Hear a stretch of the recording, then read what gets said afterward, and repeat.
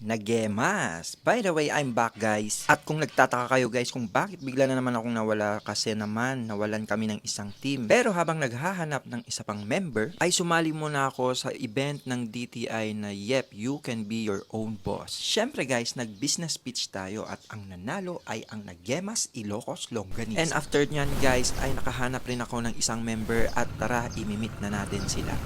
At eto na nga guys, kasama ko na yung mga ka-team ko at yan pinagmitingan namin ang mga kailangan pagmitingan.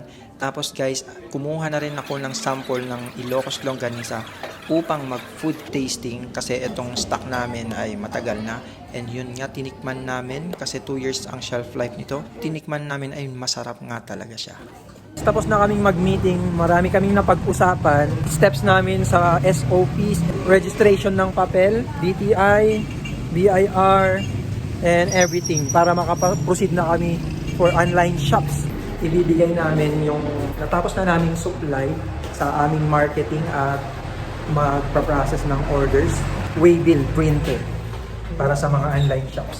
So for now guys, ito pa lang yung nagagawa namin na natira. So 10 yan for marketing purposes and pwede rin naman nabilihin na.